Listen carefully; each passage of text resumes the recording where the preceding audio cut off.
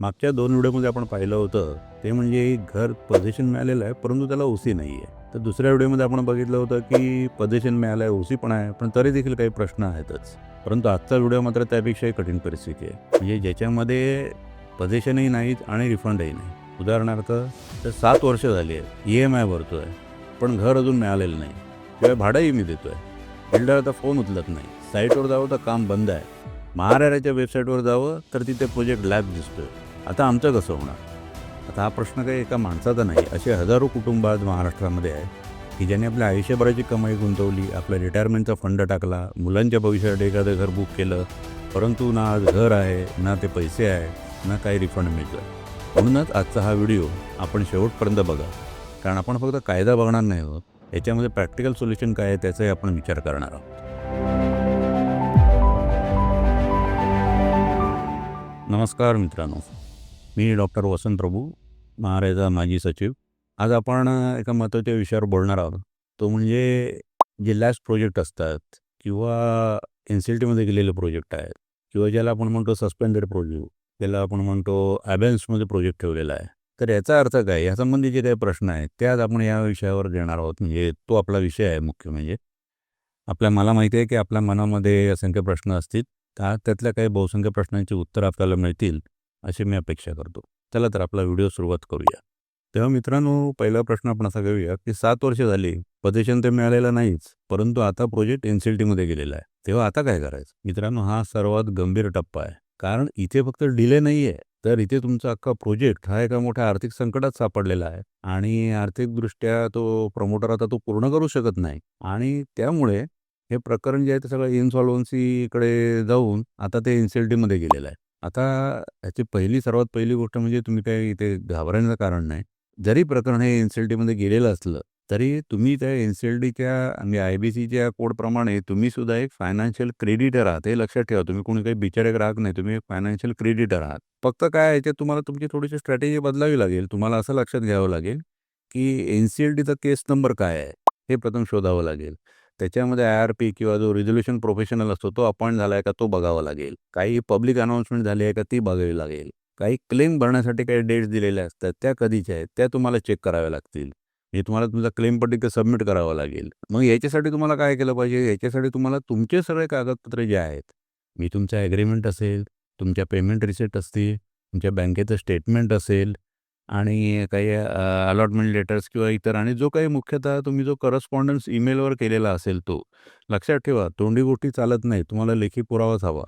तेव्हा ज्या काही गोष्टी केलेल्या असतील त्या सगळ्या तुम्ही तुमच्याकडे रेडी ठेवल्या पाहिजेत. म्हणजे तुम्हाला त्या आता सतत लागणार आहेत, तर त्या तुम्ही लक्षात घेतलं पाहिजे.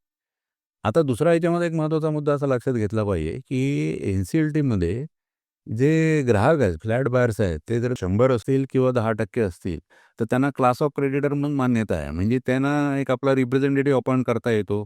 तो रिप्रेझेंटेटिव्ह COCमध्ये म्हणजे क्रेडिटची कमिटी असते त्याच्यामध्ये तो रिप्रेझेंटेशन करू शकतो, तुमची बाजू मांडू शकतो.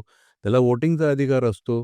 त्यामुळे ह्या सगळ्या ज्या तुमच्या गोष्टी आहेत, या त्याच्यामध्ये होतात जर कधी तुम्ही एकत्र असाल तर. एकट्याने तुम्ही याच्यात लढून उपयोग होत नाही. आणि म्हणून मी नेहमी सांगतो, की तुम्ही इंडिव्हिज्युअल लढू नका. तुम्ही एकत्र या. तुम्ही ग्रुप फॉर्म करा. तुमच्या बाहेरची जी लिस्ट आहे ती तयार करा. तुमचे डॉक्युमेंट एकमेकांना शेअर करा. म्हणजे तुमचा जो प्रे आहे तो सुद्धा एक व्यवस्थित ऑर्गनाइज असेल. कारण लक्षात घ्या, की हे जे प्रमोटर्स असेल किंवा बँक्स असतील किंवा ज्या काही फायनान्शियल इन्स्टिट्यूट असतील ते सगळे अत्यंत ऑर्गनाइज असतात आणि रिसोर्सफुल असतात.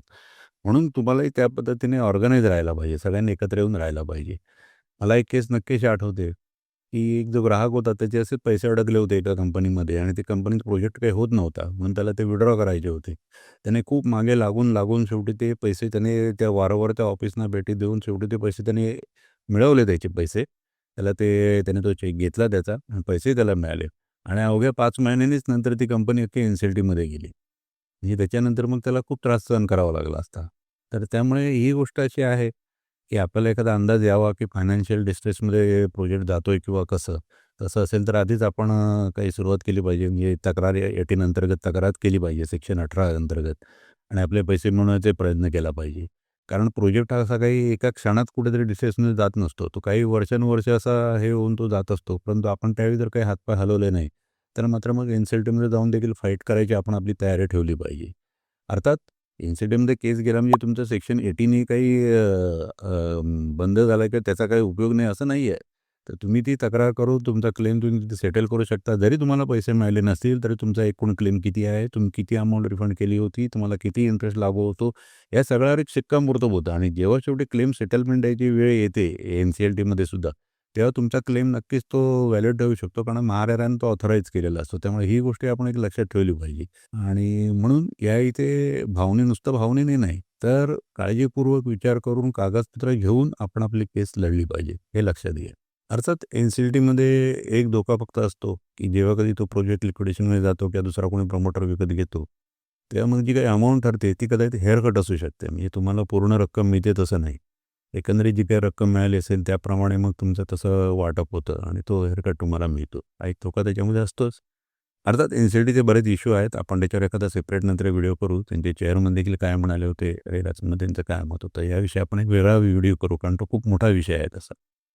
आपण आता दुसऱ्या प्रश्नाकडे वळूया. तर दुसरा प्रश्न असा आहे, की महारेराच्या साईटवर तो प्रोजेक्ट सस्पेंडेड दिसतोय. कधी तो अबेन्समध्ये टाकलेला असतो. तर काही प्रोजेक्ट असतात ते लॅप्स झालेले असतात. आता या तिन्ही शब्दांचा अर्थ काय? तिन्ही शब्दांचा अर्थ एकच आहे किंवा कसे? आता हा प्रश्न खूप महत्त्वाचा आहे. कारण ह्याच्यातला फरक समजणं देखील लोकांनी आवश्यक आहे. मुख्य प्रश्न आहे तो सस्पेंडेड प्रोजेक्ट आणि लॅप्स प्रोजेक्ट ह्याच्यामधला फरक काय? आता सस्पेंडेड प्रोजेक्ट म्हणजे कसा आहे, तर तो सस्पेंडेड आहे, तात्पुरता सस्पेंडेड आहे. म्हणजे काय असतं, की अनेक ज्या गोष्टी ज्या काही कंप्लायन्सेस असतात, मुख्यतः दर 3 महिन्यांनी जो एक रिपोर्ट भरायचा असतो. या गोष्टी तुमची प्रोग्रेस किती झालेली आहे, तुम्ही किती पैसे जमा केले, किती वापरले, हा वार्षिक कंप्लायन्स असतो. तर तुम्ही किती फ्लॅट्स विकले वगैरे, या ज्या काही गोष्टी असतात दर 3 महिन्यांनी किंवा दर वर्षांनी भरायच्या. ह्या जर केल्या नाही, तर त्याला नोटीस जाते, 1 महिन्याची नोटीस जाते, वेळ दिला जातो. त्या अवधीत त्याने केलं नाही, तर मग त्याच्यावर ॲक्शन होते. आणि तो प्रोजेक्ट मग सस्पेंड केला जातो. सस्पेंड केला जातो म्हणजे काय होतं, त्याला सध्या मग तिथे काही खरेदी-विक्री त्याला करता येणार नाही, पैसे घेता येणार नाही. त्यांचं बँक अकाउंट देखील कधी-कधी फ्रीज केलं जातं, दंड ठोकला जातो. परंतु हे सगळे कंप्लायन्स जर त्यांनी पूर्ण केले, तर मग जी काही रेग्युलर प्रक्रिया आहे, त्याचे सगळे ते कंप्लायन्स चेक करून वगैरे सगळं करून नंतर तो प्रोजेक्ट पुन्हा लाईव्ह केला जातो, ॲक्टिव्ह केला जातो. आणि म्हणून या प्रोजेक्टला सस्पेंडेड प्रोजेक्ट म्हणतात. आणि मग अशा वेळी तो प्रोजेक्ट काय असतो, तात्पुरता त्याला अबेन्समध्ये म्हणजे स्थगितीमध्ये ठेवलेला असतो, त्याला अबेन्समध्ये ठेवला असं म्हणतो. आता लॅप्स प्रोजेक्ट म्हणजे काय? तर ह्याच्यात आणि हा खूप फरक आहे. लॅप्स प्रोजेक्ट म्हणजे अत्यंत गंभीर बाब आहे. लॅप्स प्रोजेक्ट म्हणजे काय थोडक्यात, की तुम्हाला जी कंप्लीशन डेट त्या प्रमोटरने दिलेली होती, की आपल्या प्रोजेक्टमध्ये रेरा रजिस्ट्रेशन त्याने जी काही कंप्लीशन डेट दिलेली होती, ती कंप्लीशन डेट आता संपलेली आहे. त्याने प्रोजेक्ट त्या कंप्लीशन डेटला पूर्ण केलेला नाही. ना त्याने एक्सटेन्शन घेतलेलं आहे. म्हणजे सध्या त्याने काहीही केलेलं नाही. तो प्रोजेक्ट थोडक्यात डेड झालेला आहे. तर ह्याला आपण म्हणतो लॅप्स प्रोजेक्ट आणि हा अत्यंत गंभीर बाब आहे. आता मगाचच्याच विषयाच्या अनुषंगाने म्हणजे लॅप्स प्रोजेक्ट, प्रश्न असा आहे की लॅप्स प्रोजेक्टमध्ये आपल्याला रिफंड मिळतो का? तर नक्कीच रिफंड मिळतो. सेक्शन 18 त्यासाठी आहे. कुठच्याही प्रोजेक्टमध्ये जर तुम्हाला त्या मुदतीपूर्वी किंवा ज्या एग्रीमेंटप्रमाणे जर तुम्हाला जी डेट दिलेली असेल, त्याच्यामध्ये जर तुम्हाला तुमचा फ्लॅट मिळाला नाही, तर नक्कीच सेक्शन 18 खाली तुम्ही पूर्ण रिफंड मागू शकता किंवा ज्या दिवशी तुम्हाला पद्धतीने मिळेल तेवढा जो गॅप आहे, त्याचा जो इंटरेस्ट आहे, तो तुम्ही मागू शकता. त्याच्यात तुम्ही काय करू शकता. ऑर्डर तुम्हाला मिळू शकते. अर्थात याच्यामध्ये थोडा प्रॅक्टिकल अप्रोच बघितलं तर असं आहे, की आपण जेव्हा रिफंड मागतो, तेव्हा ऑर्डर मिळणं सोपं आहे. परंतु ॲक्चुअली तसे पैसे मिळणं, हे तेवढं सोपं नसतं. त्याच्यासाठी खूप फॉलोअप ठेवावा लागतो. म्हणजे असं असतं, की पहिल्यांदा तुम्हाला ऑर्डर मिळते, पण ते ऑर्डर जर प्रमोटरने नॉन कम्प्लायन्स केला, तर मग तुम्हाला पुन्हा रेग्युलेटरी म्हणजे जावं लागतं. पुन्हा एक नॉन कम्प्लायन्सची कंप्लेंट फाईल करून त्याची ऑर्डर घ्यावी लागते. वॉरंट इश्यू करून घ्यावं लागतं आणि मग त्या वॉरंटचा फॉलोअप तुम्हाला कलेक्टर ऑफिसमध्ये करावा लागतो. आणि त्यावेळी कदाचित तुम्हाला त्याची आणखी काही प्रॉपर्टी माहिती असेल, त्याची माहिती देखील तुम्ही कलेक्टर ऑफिसकडे देऊ शकता. परंतु तिथे सतत फॉलोअप करून तुम्हाला तुमचे पैसे घ्यावे लागतात. जसं मगाशी मी तुम्हाला वरती एक उदाहरण दिलं होतं, की फॉलोअप खूप करून ते वॉरंट ऑर्डर तुम्हाला एक्झिक्यूट करून घेता येतं. आता इथे थोडासा एक प्रॅक्टिकल अप्रोच असा पण असतो, की जर तो प्रोजेक्ट जर चालू आहे, म्हणजे जवळ 80-90% पूर्ण झालेला आहे. लवकर पूर्ण होण्याची शक्यता आहे. तिथे काम चालू आहे, माणसं देखील तिथे आहेत. प्रमोटर देखील सांगतो, की मी लवकर प्रोजेक्ट पूर्ण करणार आहे. तर अशावेळी तुम्ही विचार केला पाहिजे, तुम्हाला प्रोजेक्टमधून बाहेर पडून पूर्ण रिफंड घ्यायचा आहे, की तुम्हाला जेवढा तो इंटरेस्ट मिळेल, म्हणजे तुम्हाला ज्या दिवशी पजेशन मिळेल आणि तुमची कंप्लीशन डेट याच्यामधला जो गॅप आहे, त्यातला जो इंटरेस्ट मिळेल, तो तुम्हाला घेतला पाहिजे. मग त्याप्रमाणे तुम्ही तुमची जी प्रेयर आहे ती ठेवली पाहिजे. एखादा तुम्हाला तो प्रोजेक्ट चालू आहे, लवकर पूर्ण होईल असं वाटत असेल, तर तुम्ही इंटरेस्ट देखील घेऊ शकता. तो कधी-कधी फायद्याचं ठरतं. उरलेले कदाचित तुमचे जे काही पैसे असतील ते सेटल होऊ शकतात. तर त्याप्रमाणे एक घेतलं पाहिजे. परंतु जर तुम्ही साईटवर गेलात, तिथे प्रोजेक्ट 1.5-2 वर्ष बंदच आहे, काहीही तिथे होण्यासारखं दिसत नाही आहे, कोणी माणसं नाही आहेत, कोणी उत्तरं देत नाही आहे, बिल्डरही अवेलेबल नाही आहे, तर अशा वेळी तुम्ही मग रिफंड मागणं आणि ती घेणं हे योग्य ठरू शकतं. परंतु याच्यामध्ये तिसरा एक मार्ग असतो. ज्यावेळी असा प्रोजेक्ट कंप्लीटली डेड झालेला असतो, कोणी तिथे काही नसतं, तर ह्याचं ज्यावेळी तुम्हाला कळतं की असं सुरू झालेलं आहे, प्रोजेक्टकडे कोणाचं लक्ष नाही आहे, प्रमोटर कुठेतरी गायब आहे, काहीतरी फायनान्शियल इश्यूज आहेत. मग अशा वेळी कदाचित तुम्ही एकत्र येऊन ग्रुप फॉर्म करून सेक्शन 7 मध्ये कंप्लेंट करू शकता आणि तो प्रमोटरचं टर्मिनेशन देखील मागू शकता. म्हणजे हा देखील एक उपाय आहे. बरेच लोक याचा वापर करत नाही. परंतु तुम्ही सगळ्यांनी एकत्र राहून जर तुम्ही दबाव वाढवला, तर नक्कीच ही गोष्ट यशस्वी होऊ शकते आणि तुमच्या हातामध्ये ते अधिकार येऊ शकतात तुमच्या सोसायटीच्या अधिकारामध्ये आणि मग तुम्ही ते काम करून घेऊ देखील शकता. आता त्याचा पुढचा प्रश्न जो आहे सस्पेंडेड प्रोजेक्ट संबंधी आहे. महारेराने हजारो प्रोजेक्ट सस्पेंड केलेले आहेत. याचा अर्थ प्रोजेक्ट बंद झाले का? की आता प्रोजेक्ट बंद पडला का? तर मगाशी मी तुम्हाला सांगितलं त्याप्रमाणे सस्पेंडेड प्रोजेक्ट. सस्पेंडेड प्रोजेक्ट म्हणजे बंद केलेला प्रोजेक्ट नाही, तर ह्याला तात्पुरती स्थगिती दिलेली आहे. कारण असं की दर 3 महिन्यांनी काही प्रोग्रेस रिपोर्ट द्यायचे असतात आणि 1 वर्षभराने प्रोग्रेस रिपोर्ट द्यायचा असतो. दर 3 महिन्यांनी म्हणजे तुमच्या कामाची प्रोग्रेस किती झाली, तुम्ही नवीन किती फ्लॅट विकले का, नवीन अप्रूव्हल तुम्ही काही घेतले का, या सगळ्या गोष्टी तिथे द्यायच्या असतात. तर जो वर्षभराने द्यायचा असतो तो रिपोर्टमध्ये असं असतं की तुम्ही किती पैसे गोळा केले, किती पैसे तुम्ही या प्रोजेक्टसाठी वापरले, ही माहिती द्यायची असते. तर ही जर माहिती प्रमोटरने जर योग्य वेळेवर दिली नाही, म्हणजे दर 3 महिन्याने त्याने तो रिपोर्ट भरला नाही, तर महाराष्ट्र त्याला एक नोटीस काढते. 1-2 रिपोर्ट भरल्यानंतर त्याला नोटीस काढते, त्याच्यावर ॲक्शन घेते. त्याचा प्रोजेक्ट स्थगित करते, म्हणजे जी अबॅन्समध्ये टाकते. त्यामुळे त्याला काही खरेदी विक्री करता येत नाही. त्याला पैसे खर्च करता येत नाही. तर अकाउंट देखील फ्रीज केलं जातं. त्याला दंड ठोकला जातो. अर्थात हे जे सगळं जे असतं, ह्याच्यामध्ये एक काय आहे, की बायरच्या प्रोटेक्शनसाठी घेतलेला हा रेग्युलेटरी ॲक्शन आहे असं म्हटलं तरी चालेल. महारेरा जी ॲक्शन घेते ती महारेरासाठी नाही आहे, तर ती बायरच्या प्रोटेक्शनसाठी आहे. म्हणजे बायरनी तर अजिबात घाबरता कामा नये. उलट बायरनी ह्या गोष्टीवर लक्ष ठेवलं पाहिजे, की दर 3 महिन्यांनी तो आपला प्रमोटर जो आहे, तो सगळे रिपोर्ट भरतोय ना. कारण ते सगळे वेबसाईटवर अवेलेबल असतात सगळे रिपोर्ट दर 3 महिन्याचे. तर ते तुम्ही बघितले पाहिजेत आणि उलट जर तसे भरलेले नसतील, तर महारेराला कळवलं पाहिजे. कारण ही कारवाई होणं आवश्यक असतं. असं जर झालं, तर तो दर 3 महिन्यांनी ते योग्य ते रिपोर्ट भरत राहील. तुम्हालाही तुमच्या प्रोग्रेस कळत राहील आणि काही मोठा प्रॉब्लेम त्याच्यात होणार नाही, इश्यू होणार नाही किंवा त्याची माहिती तुम्हाला आधीच कळू शकेल एखादा फायनान्शियल स्ट्रेस वगैरे येणार असेल तर. म्हणून ही गोष्ट अत्यंत महत्त्वाची आहे. महारेराचा उद्देश हा त्या प्रमोटरला शिक्षा करणं हा नाही, तर बायाचं हित जपणं आणि प्रोजेक्ट योग्य रीतीने चालू आहे की नाही हे पाहणं आणि योग्य वेळेत तो पूर्ण करून देणं. ही महारेराची जबाबदारी आहे. म्हणून ह्या कारवाया कराव्या लागतात. आता शेवटचा प्रश्न आहे तो म्हणजे ग्रुप कंप्लेंट कशी करावी? आता ग्रुप कंप्लेंट म्हणजे कसं आहे, की आजच्या काळामध्ये ग्रुप कंप्लेंटला हे एक अत्यंत प्रभावी अस्त्र आहे म्हटलं तरी चालेल. कारण कसं असतं, की प्रमोटर जेव्हा एखादा कंप्लेंट असेल तर त्याच्याकडे दुर्लक्ष करू शकतो. परंतु जेव्हा 50, 100, 200 लोकं जेव्हा एकत्र असतात आणि ती जी असोसिएशन जेव्हा तक्रार करते, तेव्हा मात्र त्याचा प्रभाव जास्त पडतो. हे जर करायचं असेल तसं काही मोठं कठीण काम याच्यातला भाग नाही. हे जर करायचं असेल तर प्रथम तुम्ही तुमचा ग्रुप फॉर्म करा. तुमचे जी काही असेल लिस्ट तयार करा.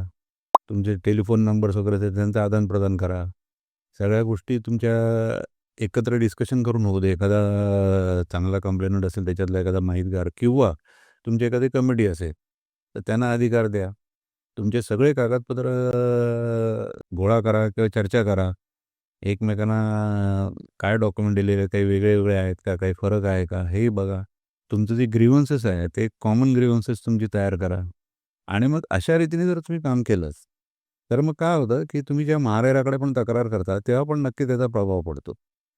कारण अशा ग्रुपच्या तक्रारी ज्या असतात, त्याला नक्कीच व्हॅल्यू जास्त असते आणि त्यामुळे अशी जी ग्रुप तक्रार जर तुम्ही केली, तर होतं काय, की जेव्हा आपण म्हणतो, की प्रोजेक्ट सस्पेंडेड आहे किंवा सस्पेंडेड जेव्हा असेल, तेव्हा तुम्ही मग प्रमोटरला म्हणता विचारू शकता, "मग प्रोजेक्ट सस्पेंडेड आहे म्हणजे तुझ्या काय चुका आहेत? तू कोणते रिपोर्ट सबमिट नाही केलेस?" तर त्याची माहिती तुम्ही सुद्धा मागू शकता. त्याच्यानं तुम्हालाही कळू शकतं, की काय चूक झालेली आहे प्रमोटरची ती. आणि जेव्हा प्रोजेक्ट एखादा लॅप्स असतो, तर लॅप्स प्रोजेक्टमध्ये तर नक्कीच तुम्ही प्रमोटरवर दबाव आणू शकता. आणखी मग महाराष्ट्राकडे तुम्ही तक्रार सेक्शन 7 एक खाली देखील दाखल करू शकता, की जिथे तुम्ही देखील ते अधिकार मागू शकता. आणि मग त्याचा प्रभाव मात्र किंवा त्याचा जो दबाव आहे, तो मात्र प्रमोटरवर खूप जास्त पडतो आणि त्याला काही ना काहीतरी ॲक्शन घ्यावी लागते किंवा त्याला फेस करावं लागतं, त्याला उत्तरं द्यावी लागतात, जबाबदारी घ्यावी लागते. आणि जे प्रश्न उद्या-पुढे लाँग टर्ममध्ये पडले असतात, तर ते लवकरच मुळापासूनच काढून टाकले जातात. म्हणून या ग्रुप कंप्लेंट असणं, आणि जेणेकरून प्रथम तुमचा ग्रुप तयार होणं, तुम्ही सगळ्यांनी एकत्र येणं, ग्रुप तयार करणं आणि मग अशा ग्रुप कंप्लेंटवर भर ठेवणं, हे जास्त अचूक राहील. आणि सेक्शन 7ची तक्रार तर ही ग्रुप कंप्लेंट किंवा सोसायटीची कंप्लेंट असेल तरच मारायला घेते. आणि म्हणून ग्रुप कंप्लेंट करताना काय करा, तुमचे फॅक्ट्स काय आहेत त्या नीट मांडा. तुमचा प्रोजेक्टचा जो काही स्टेटस आहे किंवा पोर्टलवर जो काही स्टेटस आहे तो नीट बघून घ्या. तुमची टाईमलाईन काय आहे, साईट कंडिशन्स काय आहेत, अप्रूव्हल्स कोणती पेंडिंग आहे, बिल्डरने काय तुम्हाला लिहून दिलं होतं, किती पैसे बायर्सनी त्याला दिलेले आहे, डिलेचा काय परिणाम होतो आहे. ह्या सगळ्या गोष्टी तुमच्याकडे त्यावेळी असल्या पाहिजेत. कारण काय आहे, भावनिक भाषा कमी आणि की डॉक्युमेंटरी एव्हिडन्स जास्त असला पाहिजे. कारण ऑथॉरिटीसमोर नेहमी कसं असतं, की तिच्या इमोशन्स चालत नाही, तिथे एव्हिडन्स लागतो. त्यामुळे या गोष्टी सगळ्यात महत्त्वाच्या आहेत. आणि सेक्शन 31 अंतर्गत कोणताही ॲग्री पर्सन म्हणा किंवा ती सोसायटी देखील तक्रार तशी दाखल करू शकते.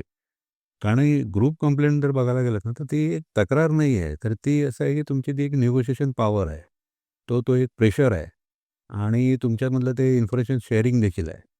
त्यामुळे काय होतं, एखादा जर तो बायर असेल, तो एखादा निराश झालेला असेल, त्याला खरोखर असं जर ग्रुपमध्ये तुम्ही राहिलात, तर एक ताकद मिळते आणि तुमचा प्रभाव देखील त्यामध्ये वाढतो आणि बिल्डरवर नक्कीच खूप प्रेशर येऊ शकतो. तर मित्रांनो, घर ही काही फक्त एक प्रॉपर्टी नाही आहे. तर तुमची ती आयुष्यभराची कमाई आहे, तुमच्या मुलांचं भविष्य आहे. त्यामुळे आपला प्रोजेक्ट हा लॅप्स हो, सस्पेंड झालेला असो किंवा एन-सी-एल-टीमध्ये गेलेला असो किंवा अबेन्समध्ये असो, तुम्ही शांत बसू नका. तर तुम्ही काय केलं पाहिजे? प्रथम आपल्या प्रोजेक्टचं स्टेटस नीट चेक केलं पाहिजे. म्हणजे काय परिस्थितीमध्ये जो प्रोजेक्ट आहे, सस्पेंडेड आहे, अबेन्समध्ये आहे, का लॅप झाला आहे, हे बघितलं पाहिजे. दुसरं काय केलं पाहिजे? आपली सगळे डॉक्युमेंट व्यवस्थित गोळा करून ठेवली पाहिजेत, ॲग्रीमेंटपासून सगळी. तिसरा जो रिटर्न तुमचा करस्पॉन्डन्स असेल ईमेलवर, तो ईमेलवरच केला पाहिजे आणि तो ईमेलवरचा केलेला रिटर्न करस्पॉन्डन्स देखील नीट आपण जपून ठेवला पाहिजे. त्याच्या पुढची चौथी आणि महत्त्वाची गोष्ट म्हणजे तुमचा ग्रुप फॉर्म केला पाहिजे. तुम्ही सगळ्या बायर्सनी एकत्र राहिलं पाहिजे, तर ती तुमची ताकद आहे. आणि 5वा आणि शेवटचा म्हणजे ह्याच्यामधला जो काही मार्ग आहे, म्हणजे संपूर्ण पैलूंना बाहेर पडायचा आणि रिफंड घ्यायचा का?